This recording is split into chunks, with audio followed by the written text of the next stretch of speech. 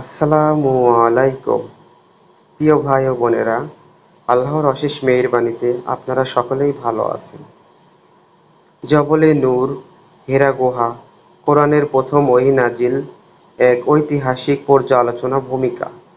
ইসলামের ইতিহাসে জবলে নূর এবং হেরা গুহা গুরুত্ব অপরিসীম। মহানবী হযরত মুহাম্মদ সাল্লাল্লাহু আলাইহি সাল্লাম নবুয়তের সূচনা।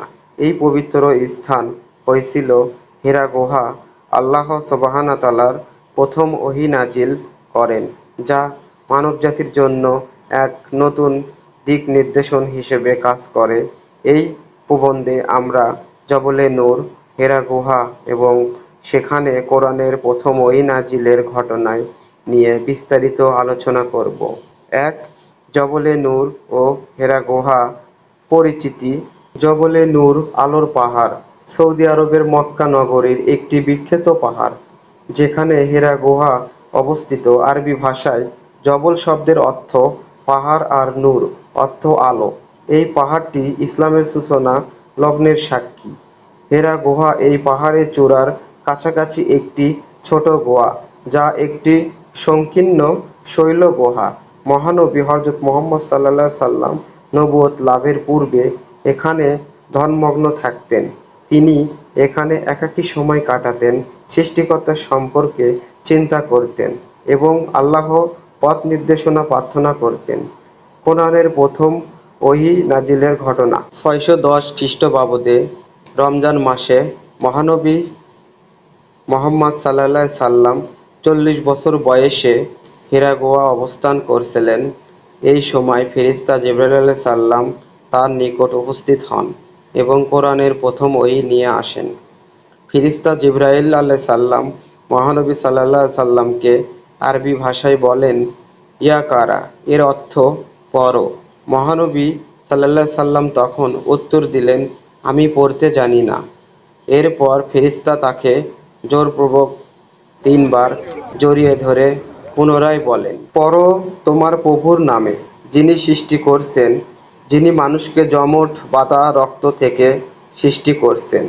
পড়ো আর তোমার প্রভু মহাদয়ালু, যিনি কলমের মাধ্যমে শিক্ষা দিয়েছেন, তিনি মানুষকে শিখাইছেন যা সে জানত না। এই আয়াতগুলোই ছিল কোরআনের প্রথম ওহী, যা জিবরাইল আলাইহিস সালাম নবী মুহাম্মদ সাল্লাল্লাহু আলাইহি সাল্লামের কাছে পৌঁছে দেন। ওহী নাজিলের তৎপর্যন্ত প্রথম ওহী নাজিলের এই ঘটনা ইসলামী ইতিহাসে এক গুরুত্বপূর্ণ মোড় এনে দেয়।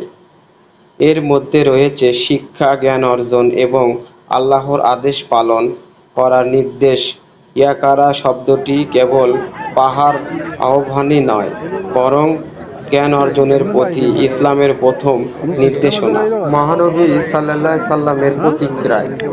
প্রথম ওহী নাজিল হওয়ার পর মহানবী সাল্লাল্লাহু আলাইহি সাল্লাম ভীতু ও উদ্বিগ্ন হয়ে যান। তিনি দ্রুত হেরা গুহা থেকে বেরিয়ে ঘরে ফিরে আসেন এবং তার প্রিয় স্ত্রী খাদিজা রাদিয়াল্লাহুর কাছে গিয়ে বলেন, আমাকে কম্বল দিয়ে ঢেকে দাও। খাদিজা রাদিয়াল্লাহু তাআলা নবী সাল্লাল্লাহু আলাইহি সাল্লামকে শান্ত করেন এবং আশ্বস্ত করেন।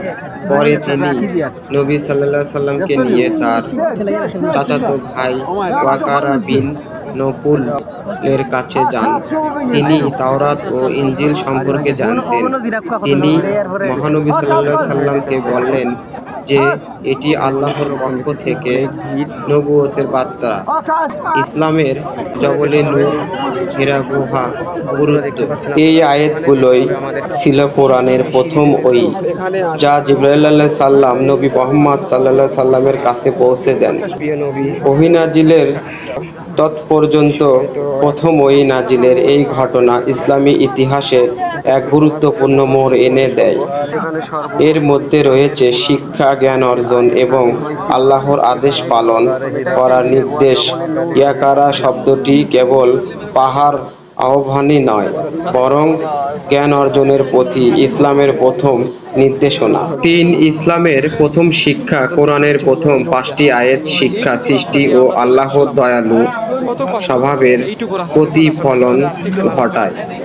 বর্তমানে সময়ে হেরা গুহা আজও বিশ্বের বিভিন্ন প্রান্ত থেকে লক্ষ মুসলিম জবলে নূর ও হেরা গুহা পরিদর্শন করতে আসেন। যদিও সেখানে পৌঁছানো কষ্টসাধ্য, তবু অনেক এটি দেখতে যান এবং মহানবী সাল্লাল্লাহু আলাইহি সাল্লাম স্মৃতি বিজড়িত এই স্থানটি অনুভব করার চেষ্টা করেন।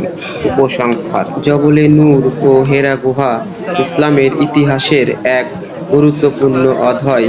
এখানেই মহানবী মুহাম্মদ সাল্লাল্লাহু আলাইহি সাল্লামের নবুয়ত শুরু হয় এবং কোরআনের প্রথম ওহী নাজিল হয়। ইসলামের মূল শিক্ষা, জ্ঞান অর্জন, সৃষ্টি ও আল্লাহ কৃপ সম্পর্কে প্রথম দিক নির্দেশনা এখান থেকেই পাওয়া যায়।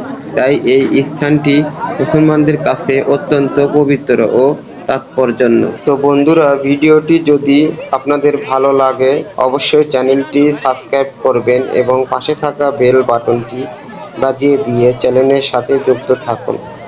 পরবর্তী আরেকটি ভিডিওতে দেখা হবে। আল্লাহ হাফেজ।